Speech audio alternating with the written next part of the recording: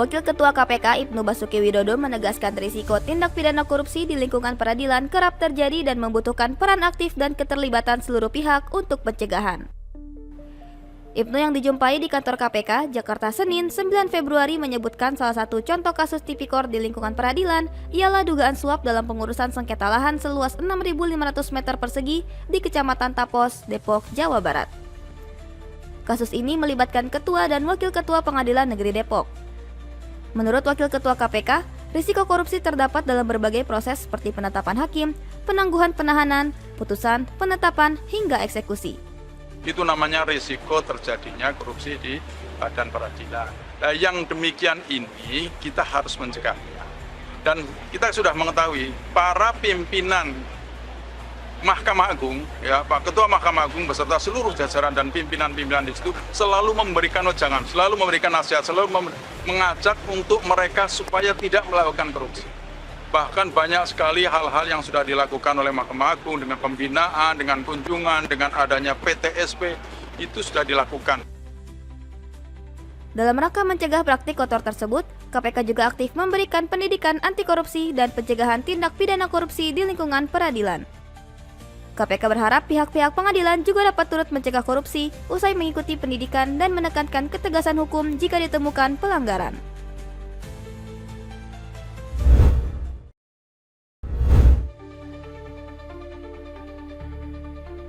Tim penyidik Kejaksaan Tinggi Sumatera Selatan mengungkap perkara dugaan tindak pidana korupsi distribusi semen di wilayah Sumatera Selatan oleh distributor PT KMM periode 2018 hingga 2022.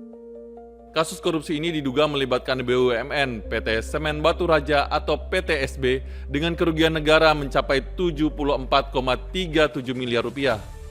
Dalam perkara ini, Kejaksaan menetapkan 3 orang sebagai tersangka, yakni DJ selaku Direktur Utama PT KMM, MJ, Direktur Pemasaran PTSB periode 2017-2019 dan Direktur Keuangan periode 2019 hingga 2022, serta DP selaku Direktur Keuangan PTSB periode 2017 hingga 2019. Wakil Kepala Kejaksaan Tinggi Sumatera Selatan Anton Delianto menjelaskan, tersangka DJ telah ditahan di Rumah Tahanan Negara Kelas 1 Palembang. Sementara tersangka MJ dan DP mangkir dari panggilan kejaksaan.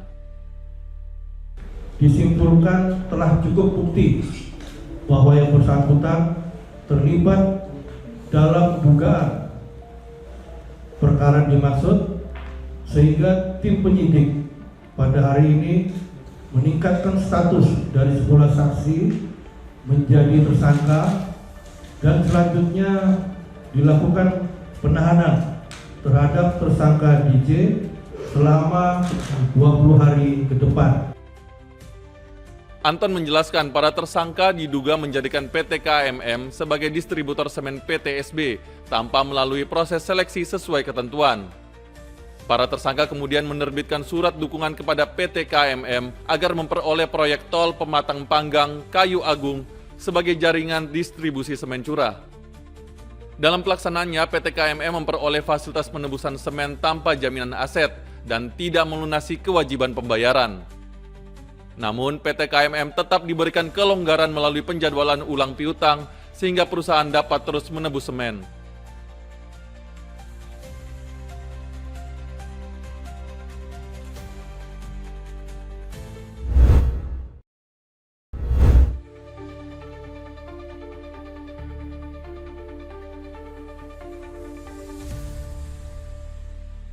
Komisi Pemberantasan Korupsi terus melakukan pendalaman terkait dugaan kasus tindak pidana korupsi di lingkungan Direktorat Jenderal Bea dan Cukai Kementerian Keuangan. Pendalaman dilakukan termasuk terhadap salah seorang tersangka berinisial JF yang sempat melarikan diri saat operasi tangkap tangan atau OTT. JF yang merupakan pemilik PT Blue Ray Cargo dilaporkan menyerahkan diri ke KPK pada Sabtu 7 Februari dini hari usai melarikan diri saat OTT berlangsung. Direktur Penyidikan KPK, Asep Guntur Rahayu, menjelaskan pihaknya melakukan pemeriksaan intensif terhadap JF, termasuk soal kegiatannya selama melarikan diri.